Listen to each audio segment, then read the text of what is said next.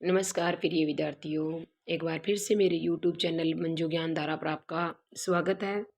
आज हम हिंदी का एक ऐसा अध्याय पढ़ेंगे जिसका नाम है पर्यायवाची शब्द। समान अर्थ देने वाला भी होता है, लेकिन ये अध्याय सबसे ज़्यादा किस पे डिपेंड करता है। जितनी ज़्यादा आप प्रैक्टिस करोगे उसको आप समझ पाओगे, याद रख पाओगे। इसके संधि और समास जैसे कोई सार्थक नियम या रूल तो बने नहीं हैं, लेकिन फिर भी मैं आपको अच्छे से पढ़ाने का प्रयास करूँगी। प्लीज़ आप मेरी वीडियो को पूरा देखना। पसंद आए तो लाइक एंड शेयर कर देना। पहली बार चैनल पर विजिट कर रहे हो तो चैनल को सब्सक्राइब कर लेना। बेल आइकन को भी प्रेस कर देना ताकि आने वाली ऑल नोटिफिकेशन आप तक पहुंच जाए। तो चलो देखें। आज जो मैंने इस अध्याय में जितने भी पर्यायवाची से संबंधित क्वेश्चन लिए हैं वो प्रीवियस ईयर में आए हुए प्रश्न शामिल किए हैं। देखो आप, पर्यायवाची शब्द यानी पर्याय का सामान्य अर्थ होता है समान। क्या होता है? अगर पर्याय का सामान्य अर्थ पूछा जाए तो क्या होता है? समान होता है, यानी समान अर्थ देने वाला। एक ही शब्द को जैसे यूँ समझो आप, कोई एक शब्द है, उसको फारसी में कैसे ही बोल दिया जाता है, हिंदी में कैसे ही, संस्कृत में कैसे अलग अलग बोला जाता है, लेकिन उसका अर्थ समान निकलता है। समान अर्थ देने वाले शब्द ही क्या कहलाते हैं? पर्यायवाची शब्द कहलाते हैं। पर्यायवाची शब्द की परिभाषा देखो आप। जिन शब्दों का अर्थ समान होता है उन्हें हम क्या कहते हैं? पर्यायवाची शब्द कहते हैं। ठीक है। अब यहाँ मैंने लिया है अमृत। तो ये बहुत बार परीक्षा में आ जाता है अमृत के बारे में। अमृत को तो आप जानते हो। अमृत का बिगड़ा हुआ रूप यहाँ पे है, अमिया है, अम्य। और सोम कहते हैं अमृत को, सुधा भी कहते हैं, जीवनोदक, मधु, देवभाग, पीयूष, ये आप थोड़ा याद रख लेना। पीयूष भी कहते हैं। सुरभोग यानी देवताओं के भोगने की जो वस्तु बनी है उसके लिए लिया गया है। ठीक है। तो जितना आप उसका प्रैक्टिस करोगे, जितना आप बार बार पढ़ोगे तो पर्यायवाची आपको आने लग जाएंगे। मैंने आपको बता दिया, अभी इसके कोई खास नियम नहीं बने हैं। वैसे हम संधि और समास और बाकी जो अध्याय पढ़ते हैं तो नियम और नियम से याद रख लेते हैं, लेकिन इसमें क्या होता है, ज़्यादा से ज़्यादा प्रैक्टिस, ज़्यादा से ज़्यादा अपने दिमाग में याद रखने की कोशिश करोगे तभी आपको पर्यायवाची आएंगे। आगे देखो। दूसरा मैंने लिया है मदन। मदन की क्या क्या है? मदन यानी कामदेव। मदन किसको कहते हैं? कामदेव। कामदेव के पर्यायवाची शब्द है मदन। कामदेव को आप मदन भी बोल सकते हो। मन मंथ यानी मन को मंथने वाला। और अनंग, अनंग, अनंग क्यों कहा गया है?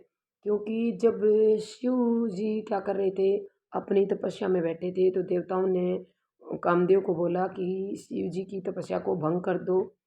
तो ऐसा करने पर शिव जी को गुस्सा आया और उन्होंने क्या कर दिया, कामदेव के अंग है वो नहीं छोड़े, उसको भस्म कर दिया, अनंग कर दिया। किससे बना है? अन्न प्लस अंग से बना है। किससे बना है?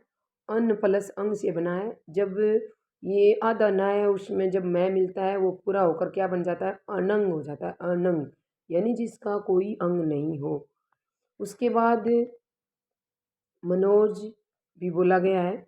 मनोज यानी मन, जैसे जन्म, मन में जन्म लेने वाला।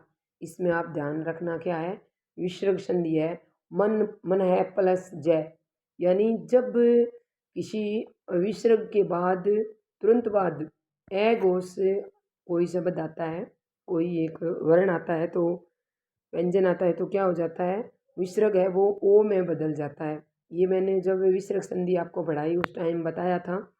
यानी मन है प्लस जय हो जाएगा। जय का मतलब होता है जन्म लेने वाला, यानी मन में जन्म लेने वाला। याद रखना है आपको। कामदेव के मदन भी कह सकते हैं, मनमंत, अनंग, मनोज और रतिपति।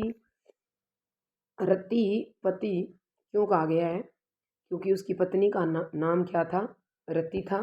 ठीक है, आगे देखो।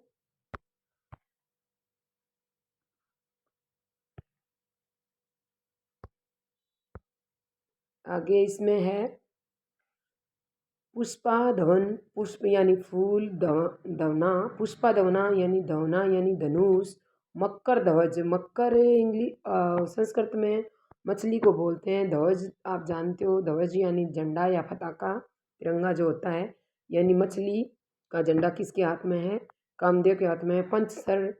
और आगे देखो, मन, सीज, कंदर्प, मार, प्रद्युमन और मीन केतु भी किसको कहा जाता है? कामदेव को कहा जाता है। आप याद रखना, मदन है, मनसीज है, अनंग है, मनमंथ है, मनसीज है, कंदर्प है, मार है, प्रद्युमन है, मीन केतु है, पंसर, मकर ध्वज, ये सब रतिपति है। यानी रतिपति क्यों नाम पड़ा? उसकी पत्नी का नाम क्या था? रति था। और मनसीज यानी सबके मन में भावों में जीवित रहेंगे। उसकी जब पत्नी ने शिव से प्रार्थना की कि वे ऐसे मेरे पति को आप भस्म मत करो, तो उन्होंने कहा भी अंग तो मैं वापस नहीं ला सकता, लेकिन ये एक जनता के रूप में, जनता के मन के रूप में क्या रहेंगे? भाव के रूप में जीवित रहेंगे, इसलिए मन चीज उसको बोला गया है। ठीक है, आगे देखो। आगे वन, तो आप सब जानते ही हो वन किसे कहते हैं? वन को जंगल भी कहते हैं। क्या कहते हैं? वन है, वन को जंगल। और दावा, जो दावा नल आपने सुना होगा, जंगल की आग, उसमें आता है दावा, विपिन, कानन, अटवी, कांतार और अरण्य। अरण्य जो अभयारण्य होते हैं उसके पीछे जो होता है अरण्य, वो अरण्य है। तो जंगल है, दावा है, विपिन है, कानन है, अटवी है, कांतार और अरण्य है। ये आप ध्यान से देख लेना, अच्छे से याद कर लेना। अब आगे है तुरुंग, यानी तुरुंग मीन्स क्या होता है? घोड़ा। ये किसके पर्यायवाची हैं? तुरुंग यानी घोड़ा का। तो तुरुंग है ये सैंधव, घोटक, बाजी और घोड़ा। घोड़ा क्या है? तद्भव है और उसका तत्सम रूप क्या है? घोटक है। ठीक है, आपको ध्यान रखना है, घोड़ा तद्भव शब्द है और उसका तत्सम रूप घोटक हो जाएगा। और सैंधव क्यों कहा गया है? जब सिंधु नदी की साइड से, अफगानिस्तान साइड से जब घोड़े आते थे तो उसको वहाँ से एक नमक भी आता था और घोड़े भी। तो सिंधु साइड, जो अफगानिस्तान साइड की सिंधु नदी से जो घोड़े आते थे उसको सैंधो बोला गया है। ये सी है, ए प्रत्यय के प्रभाव से ई किस में बदल गया है? ए में बदल गया है, ये आपको ध्यान रखना है। सिंधु प्लस सिंधु मूल शब्द है और ए प्रत्यय लगा हुआ है। क्या लगा हुआ है? ए प्रत्यय लगा हुआ है। तो आपको ध्यान रखना है कि जब सिंधु में ए प्रत्यय लगता है तो सी, जब छोटी ई होती है, वो किस में बदल जाती है? ये जो वर्गीकरण वाले प्रत्यय मैंने आपको पढ़ाए थे, तो ए में परिवर्तन हो जाता है। तो घोड़े का आप याद रख सकते हो, तुरंग है, ये है सिंधो, घोटक, बाजी, घोड़ा। ठीक है, इसी प्रकार आगे मैंने लिया है इंद्र का। इंद्र जिसे हम बरसात का देवता मानते हैं। इंद्र की पत्नी का नाम क्या था? सची था, तो इसलिए सचीपति बोल दिया गया। पर्वत आरी, यानी पर्वतों का अरी, अरी मीन्स होता है दुश्मन, यानी पर्वतों को काटने वाला, पर्वतों को काटने वाला, पर्वतों का दुश्मन। ठीक है, माधवा, मधवा भी इसको बोला गया है। सहस्राक्ष भी बोला गया है। सहस्राक्ष मतलब क्यों बोला गया है? हजार आंखों वाला। इंद्र के कोई हजार आंखें नहीं थी, इंद्र एक राजा था। उसके बाद पास नौकर चाकर सैनिक सभी की आंखों से अपने राज्य को देखना, इसलिए उसको हजार आंखों वाला बोला गया है। देवराज यानी सभी जो देव थे उनका राजा था, देवराज बोला गया है। वासव, पुरंदर, सुरेश, सुरपति और वज्रपाणी। वज्र यानी एक प्रकार का धातु से बना हुआ जो हथियार होता है वज्र, और पाणी मीन्स होता है हाथ। और वज्र, वज्रायुध, ये सब इनके इंद्र के हैं, आप देख लेना। इसी प्रकार आगे देखो, अग्नि के, अग्नि यानी आग के पर्यायवाची शब्द हैं। किसके हैं? आग। आग को क्या कहते हैं? आग क्या है? आग है तद्वो, और उसका जब तत्सम रूप होता है तो क्या हो जाता है, अग्नि हो जाता है। तो और आग को क्या क्या बोलते हैं देखो, अनल है, पावक है, पावक यानी पो प्लस अक, ये आदि संधि है इसमें। पो का मतलब होता है जलाना, तो और वेश वानर यानी पूरे संसार को जलाने वाली ज्वाला। दहन, दहन करना, जब हम रावण का पुतला दहन करते हैं, किसी का पुतला दहन करते हैं तो कहते हैं ना दहन करना, तो दहन भी क्या होता है, अग्नि का ही पर्यायवाची शब्द होता है, आप याद रखना।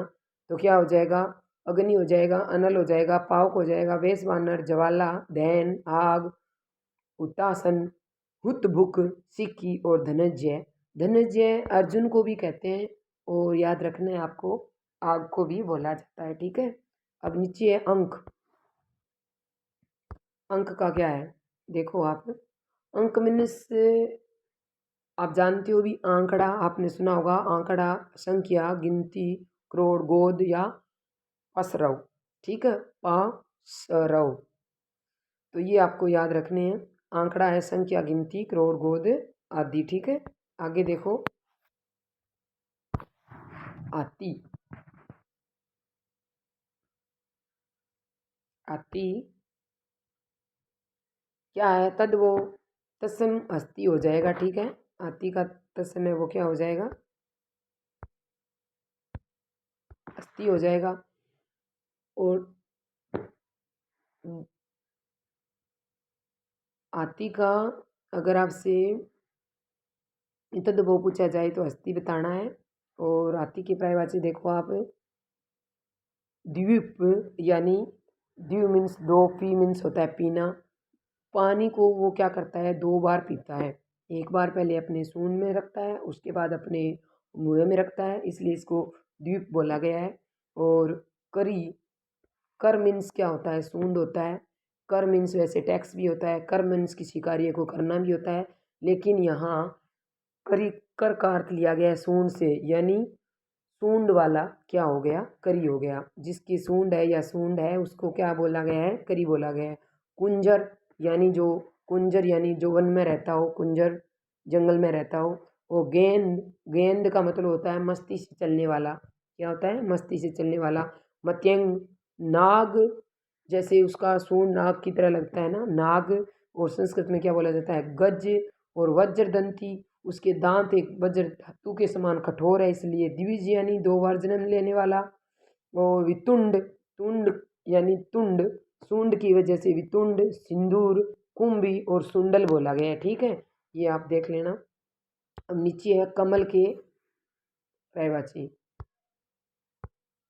क्या क्या है देखो, कमल, सरोज, सर यानी, सर मीन्स होता है तालाब, जय मीन्स होता है जन्म लेने वाला। किस में जन्म लेने वाला, तालाब में जन्म लेने वाला। कमल क्या होता है, कहीं नदी या सागर में पैदा नहीं होता, वहाँ पैदा होता है जहाँ पानी बिल्कुल ठहरा होता है, क्योंकि इसकी जो पंखुड़ियाँ जो होती है वो क्या होती है, बिल्कुल कोमल होती है, इसलिए ये सर यानी तालाब में जन्म लेता है। और इसमें विसर्ग संधि है, आपको ध्यान रखना है। सरोज तो यानी शर, विसर्ग प्लस जय, जय मतलब जन्म लेने वाला, तालाब में जन्म लेने वाला। और जब किसी विसर्ग के बाद, तुरंत बाद ए घोष वर्ण आए, तो जो विसर्ग होता है वो किस में बदल जाता है, ओ में बदल जाता है, ये बात आपको ध्यान रखनी है। जलज, जल मीन से तो पता है आपको पानी, और जलज जय मतलब जल में पैदा होने वाला, जलज इसलिए बोला गया है। पंख मीन्स होता है कीचड़, पंकज जो कीचड़ में पैदा होता है, नीरज फिर जल होता है, जल, बारिज, पदम और पुंडरीक, अरविंद, सरसीज, सरसीज और राजीव, उत्पल, इंदिवर, नैलिन, ताम्रस, शारग और सतदल। सतदल क्यों कहा गया है, सत यानी सौ, दल यानी सौ पंखुड़ियों वाला, इसको बोला गया है, ठीक है। आगे देखो आप, आगे है किरण।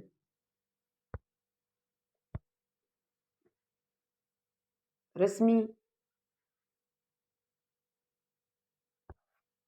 कर, मिर्ची, म्यूख, अंशु, कला प्रभा।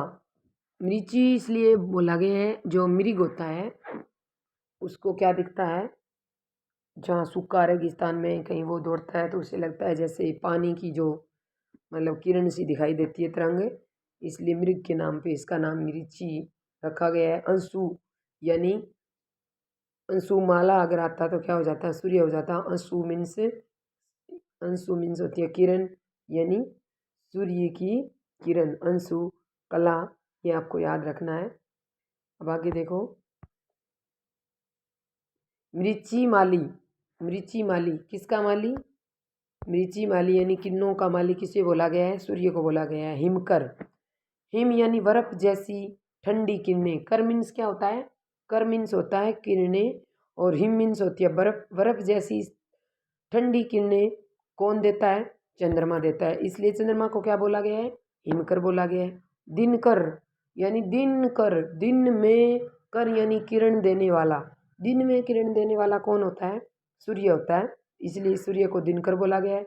निशा कर, कर मीन्स होती है किरण, और निशा मीन्स होती है रात्रि, और रात्रि में किरण देने वाला कौन है, आप याद रखेंगे चंद्रमा है, ठीक है।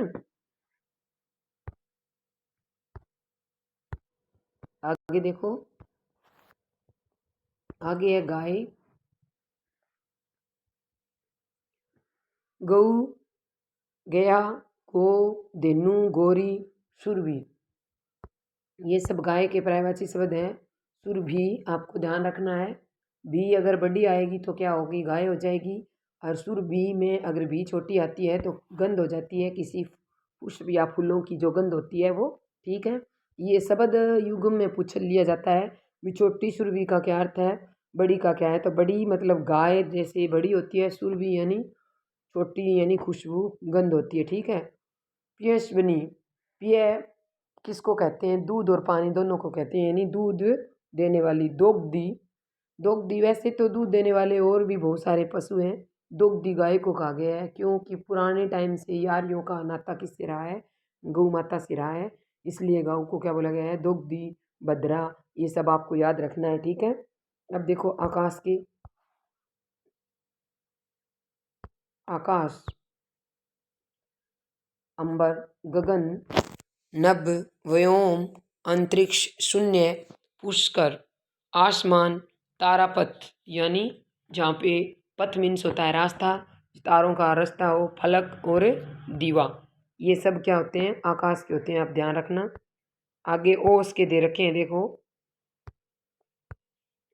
कौन कौन से, देखो ओस, तुषार, क्या होती है तुषार, हिम यानी बर्फ, कण, हिम के कण क्या कहलाते हैं, हिम के कण, छोटे जो अंश होते हैं हिम के कण ओस कहलाते हैं, तो आप ध्यान रखना। हिम बिंदु, हिम बिंदु, हिमकर्ण, शबनम और तुषार है वो किसके पर्यायवाची शब्द हैं, ओस के हैं, ठीक है।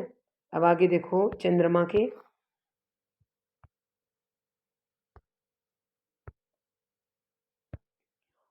चंद्रमा को शशि, चंद्र, राकेश, निशाकर, निशाकर यानी निशाकर, निशा का मतलब होता है रात्रि, कर का मतलब होता है किरण, यानी रात्रि को किरण देने वाला।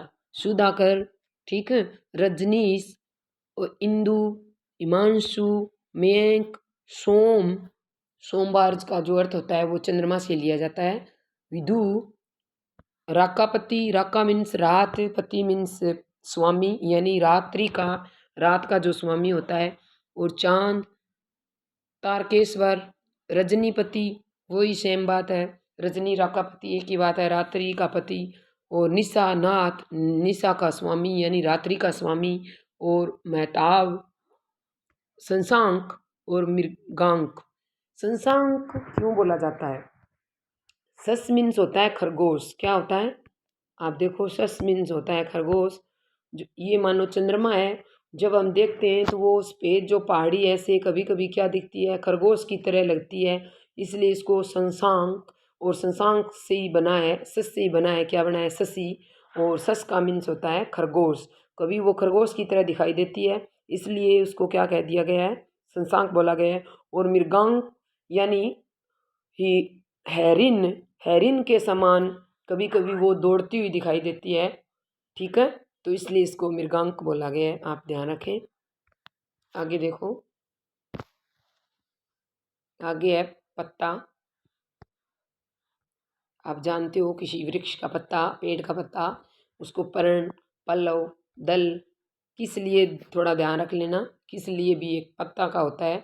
और द्रुम मीन्स होता है पेड़, और दल यानी द्रुम क्या हो जाता है, पेड़, दल यानी पत्ते, किसके पत्ते, पेड़ या वृक्ष के पत्ते, पान और पत्र, ये सब इसके होते हैं। अब देखो पक्षी, विहंग, पक्षी को कहा जाता है विहंग।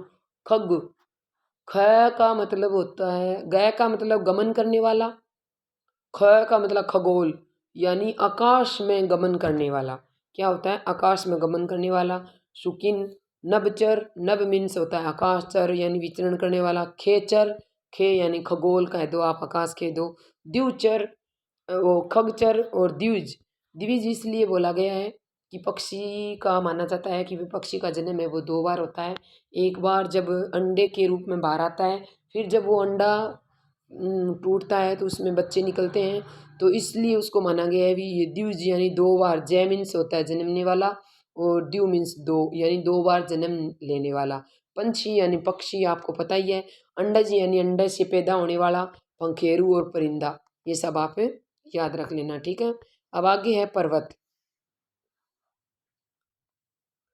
मई मीन्स होती है पृथ्वी, मई धर यानी पृथ्वी को धारण करने वाला कौन होता है, पर्वत होता है।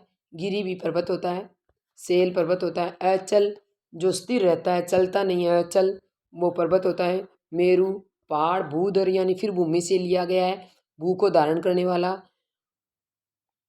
नग और धरणीधर यानी धरणी पृथ्वी। पहले पौराणिक मान्यता थी कि जो पहाड़ हैं वो हमारी पृथ्वी को अपने ऊपर धारण करे हुए हैं, उसकी वजह से हमारी पृथ्वी टिकी हुई है। इतना विज्ञान का विकास नहीं हुआ था, पता नहीं था कि गुरुत्वाकर्षण शक्ति की वजह से हमारी पृथ्वी है वो ऐसे गोल मतलब टिकी हुई है, ये पता नहीं था, इसलिए बोल दिया गया भूधर यानी भूमि को धारण करने वाला, ठीक है।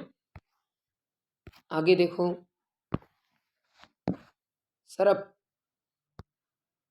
आप जानते हो सांप जिसे हम बोलते हैं सर्प, सर्प नाम क्यों पड़ा, यानी सर्प सर सर चलने की जो आवाज़ जब होती है उसकी गति में, इसलिए उसको क्या बोला गया है, जब ये चलता है तो सर सर की आवाज़ आती है, इसलिए सर्प बोला गया है।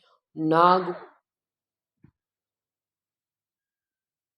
गए मतलब होता है गमन करना यानी यही, और व्याल का मतलब होता है एक विशेष प्रकार का, हमारे हृदय में या हमारे दिमाग में भय पैदा कर देता है व्याल, एक ऐसा मतलब भय पैदा होता है विशेष प्रकार का, इसलिए उसको व्याल बोला गया है। भुजंग, उसका पूरा शरीर एक भुजा की तरह क्या होता है, लंबा होता है, एक अंग होता है भुजा की तरह, इसलिए भुजंग।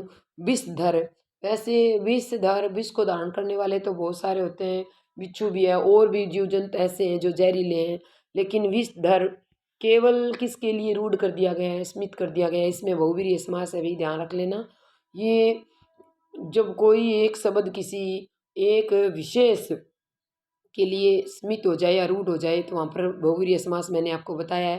तो ये विषधर का नाम किसके लिए विशेष हो गया है, सर्प के लिए। ऊरग इसलिए भी पेट के द्वारा वो चलता है। पनंग, फणी, सांप और सरी सिर्फ आपको पता ही है। अब देखो आप मृग, मृग का क्या होता है,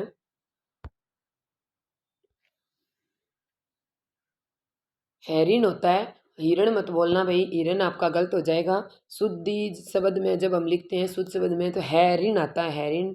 सारंग, चमरी, कृष्णा, शार और कुरंग।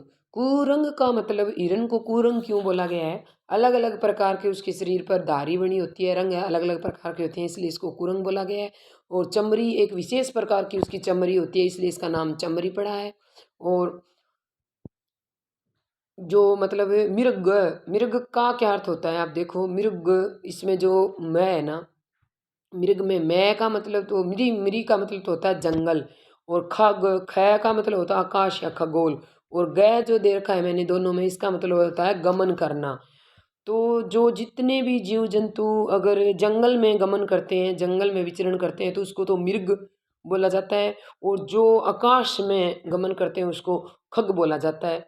लेकिन उसके बाद भी देखो, मृग का मूल अर्थ सभी जंगली जानवरों के लिए लिए गया है, सभी जो जंगली जानवर है उसके लिए लिया गया है, लेकिन शेर के लिए ये है ना रूढ़ हो गया है, मृगराज बोल दिया गया है शेर को, यानी हिरणों का, हरिण का राजा। ठीक है, आप इस प्रकार ध्यान रखना। अब जल, जल तो आप जानते हो, जल के बिना तो हमारा जीवन ही नहीं चलेगा, तो जल के पर्यायवाची तो आपको याद होने ही चाहिए।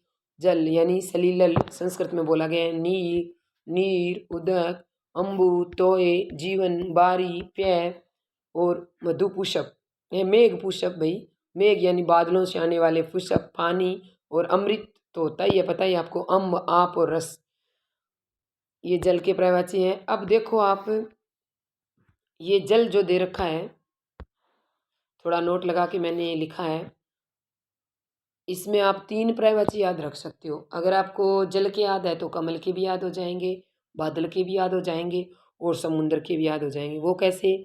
जब जल दे रखा है तो जल में जब आप जय लगाओगे तो जलज यानी जल में पैदा होने वाला कौन होता है? कमल हो जाएगा। और जब जल के साथ आप दय लगाओगे तो बादल हो जाएगा, बादल, बादल में भी दय आ रहा है देख लो, बादल, तो दय हो जाएगा। और जब जल में आप दय या धी मतलब जलधि मतलब दह लगाओगे तो क्या हो जाएगा? समुद्र हो जाएगा। तो आपको ध्यान रखना है, जब अगर आपके जल के पर्यायवाची शब्द जल, बारी, तोय, नीर, अम्बु ये सब अगर आपको याद है तो उसमें जब आप जय लगाओगे तो कमल के पर्यायवाची हो जाएंगे, और दय लगाओगे तो बादल के हो जाएंगे, और दय लगाओगे तो समुद्र के पर्यायवाची हो जाएंगे। आपको याद रखना है। आगे देखो, ये हमारे दांत बहुत काम आते हैं हमारे। तो दांत के पर्यायवाची शब्द देखो, दांत को दसन बोला जाता है, दांत को द्विज बोला जाता है, यानी 2 बार जन्म लेने वाला क्यों बोला जाता है? देखो, जो बच्चा छोटा होता है, जब 7-8 महीने का होता है, उनके दांत निकलने स्टार्ट हो जाते हैं, और फिर जैसे ही बच्चा 6-7 साल की उम्र में जाता है, 8 साल की उम्र में जाता है, तो एक बार फिर से वो सारे दांत क्या हो जाते हैं? गिर जाते हैं, फिर नए दांत आते हैं, इसलिए इसको द्विज बोला गया है। और दांत को दसन, द्विज, दंत, रद, रदन और मुख खुर, जो हमारे मुख के अंदर ऐसे खुर की तरह हैं, इसलिए इसको मुख खुर बोला गया है। आप ध्यान रखना। अब आप देखो, माँ धरती के, हमारी जो धरती माता है हमको धारण किए हुए है, तो धरती को पृथ्वी भी बोलते हैं, धरा बोलते हैं, वसुंधरा, वसु का अर्थ होता है रतन, और रत्नों को धारण करने वाली क्या हो गई? वसुंधरा हो गई। और मेदिनी और भू और इला, इला तो एक बहुत अच्छा और प्यारा शब्द है, इला ने देनी आपनी, यानी वो आपने, इला नहीं देनी अपनी, अवनी और अचला और मही, धरणी और रतन गर्भा, यानी जिसके गर्भ में क्या पैदा हो? रतन पैदा हो। और क्षिति, अब क्षितिज नाम तो आपने कई बार सुना होगा। मूल शब्द क्षितिज में क्या है? क्षिति है, क्षिति मतलब पृथ्वी, और क्षितिज का अर्थ होता है जन्म, जय से होता है जन्म लेने वाला, क्षितिज यानी क्षति मतलब धरती या पृथ्वी, और जय यानी जन्म लेने वाला, जो पृथ्वी से जन्म लेता है। इसमें क्षितिज में जय प्रत्यय है, आप ध्यान रखें। ठीक है, और क्षितिज किसको कहते हैं? जहाँ पृथ्वी और आकाश से मिलते दिखाई दे, मिलते तो नहीं है लेकिन दिखाई देते हैं। ठीक है, उस जगह को क्या बोला जाता है? क्षितिज बोला जाता है। और जब इस प्रत्यय, जय प्रत्यय को हटा दिया जाता है तो क्या हो जाता है? मूल शब्द बच जाता है क्षिति मतलब पृथ्वी। ठीक है, पृथ्वी से जन्म लेने वाला होता है क्षितिज। अब है बिजली। बिजली तो पता ही है जीवन में कितनी उपयोगी है, बिजली के बिना तो कोई काम हमारा बनता ही नहीं है। तो देखो आप, बिजली को कहते हैं विद्युत। विद्युत कौन सी होती है? विद्युत में उपसर्ग पूछा जाए तो आपको बताना है, वी उपसर्ग है। और विशेष रूप से चमकना विद्युत का अर्थ होता है, वो विद्युत जिसका अभी पानी से जो निर्माण हुआ है, जो हमारी विद्युत है, जो तारों के माध्यम से हमारे पास जो पहुंचती है, वो उसको, उस बिजली को हम विद्युत बोलते हैं। और तड़ित जो होती है, वो बादलों में चमकने वाली जो बिजली होती है उसको तड़ित बोला जाता है। दामिनी और चंचला तो आपको पता ही है, चंचल तो है, कभी आना कभी जाना। और क्षण प्रभा, क्षण भंगुर, क्षण में आना क्षण में जाना, क्षण प्रभा, इस ऐसे आप याद रख सकते हो। और सौदामिनी और धनवल्लवी और धनधाम और बिजूरी और छपा। ठीक है, इस प्रकार आप ये याद रख सकते हो। आगे देखो नदी। नदी के पर्यायवाची देखो, ये सारे मैंने वही शामिल किए हैं जो पिछले पेपरों में आए हैं, आप ध्यान रख लेना, नोट कर लेना, उतार लेना, आप अच्छे से पढ़ना। नदी को सरिता क्यों बोला गया है? जब ये चलती है तो सरिता इसलिए सरसर की आवाज़ की वजह से बोला गया है। तटनी यानी तटों के माध्यम से बहती है।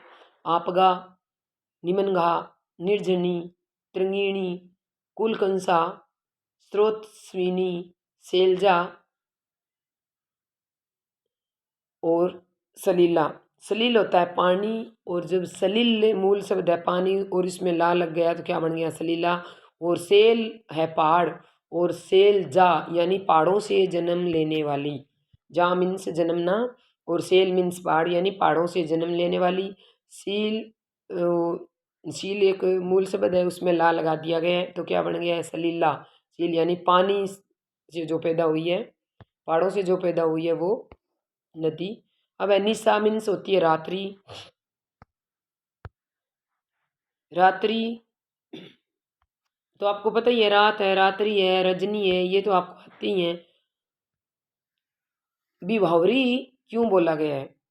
विभावरी क्योंकि रात का जो ऐसा एक तारे चांद अलग सा एक मतलब उनका दृश्य हो जाता है सौंदर्य रूपी, इसलिए इसको विभावरी बोला गया है। यामिनी क्यों बोला गया है? याम किसको बोलते हैं? समय को बोलते हैं। यानी चार फेर सुबह जो होते हैं, दो फेर दोपहर को बोला जाता है, और फिर चार जो फोर होते हैं वो कब होते हैं? चार पक्ष जब रात्रि को होते हैं तो यानी याम जो समय है, उस समय की वजह से यामिनी इसका नाम पड़ा है। छपा और रेन, सरवरी, यामा, ठीक है, ये सब इसके रात्रि के हैं, आप याद रख लेना। आगे है उत्कंठा। क्या है? उत्कंठा, लालसा, यानी जब किसी चीज़ को देखने की, पाने की जो लालसा हो, उत्सुकता हो, चाव, आतुरता, ये सब उत्कंठा के आप याद रखना। आनंद के देखो, आनंद, आमोद, प्रमोद, प्रसन्नता, रस, उल्लास, मोद, मुद, खुशी और मज़ा, ये सब आनंद के हैं, आप ध्यान रखना। अब देखो भाई मछली के, मछली, मीन, मत्स्य, सफरी फारसी भाषा का शब्द है। मछली को फारसी भाषा में सफरी बोला जाता है। झक और मक्कर, पाड़ोन और झक, आपने कभी सुना होगा कि हाँ, कई बार कुछ किसी को बोलते सुना होगा कि मैं क्या यहाँ झक मार रहा हूँ। झक मारने का मतलब होता है किसी सामान्य कार्य का करना। तो अब आप समझ गए होंगे भी झक का क्या अर्थ है। झक होता है मछली, झक मारने का मतलब होता है मछली मारना, यानी एक सामान्य से कार्य करना। तो आप ध्यान रखो, मछली को मीन, मत्स्य, सफरी, झक, मकर और पांडवन बोला जाता है, और सफरी इसको फारसी भाषा में बोला जाता है, ये आप ध्यान रखना, ठीक है। यमुना, यमुना क्यों बोला गया है?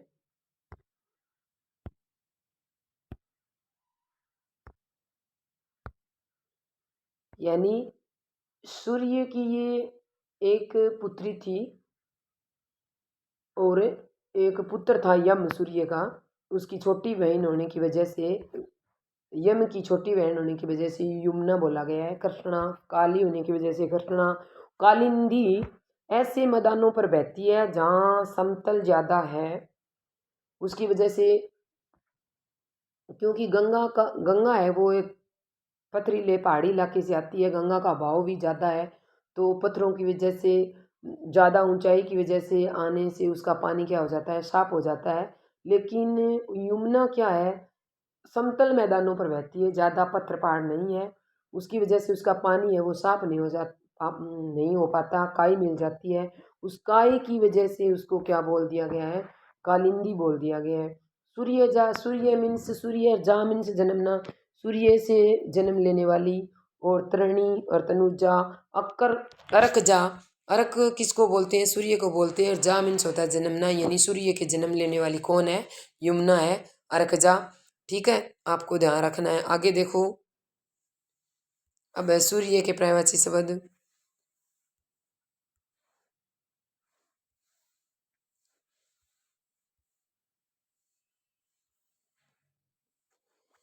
सूर्य को बोला जाता है सविता। क्या बोला जाता है? सविता। क्यों बोला जाता है?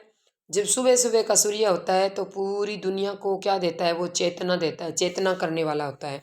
सुबह का सूर्य क्या लेके आता है? चेतना लेके आता है, इसलिए उसको सविता बोला गया है। पतंग बोला गया है। आदित्य यानी वो एक है, इसके समान दूसरा कोई नहीं है। भास्कर, भा का अर्थ यहाँ चमक से लिया गया है। भास्कर में विसर्ग संधि है, भा प्लस कर है, आपको ध्यान रखना है। भास्कर यानी कर मीन्स करने वाला, चमक पैदा करने वाला, चमक पैदा करने वाला। दिवाकर, दिवा मीन्स दिन, और दिन में कर यानी किरण फैलाने वाला। हरि, दिनकर, दिन तो दिन होता है, कर मीन्स किरण, दिन में किरण देने वाला। अर्क, भानु, दिनेश। अंशुमाली, अंशु मीन्स होती है किरण, और जो किरणों का माली है वो क्या है? अंशुमाली, सूर्य कहलाता है। आप ध्यान रखना भी, ये पिछले पेपरों में आया हुआ है, इसको अच्छे से याद कर लेना। दिनमणि और प्रभाकर, प्रभा वही चमक से लिया गया है। और अरुण इसलिए बोला गया है, लाल रंग का सूरज जब दिखाई देता है सुबह, और जब शाम होती है तो वापस जब अपने घर जाता है शाम को, तो सुबह जब हम उठते हैं उस टाइम लाल रंग जो लालिमा लिए हुए सूरज दिखाई देता है, इसलिए उसको लाल रंग का सूरज बोला गया है। और मार्तंड क्यों बोला गया है? देखो भाई,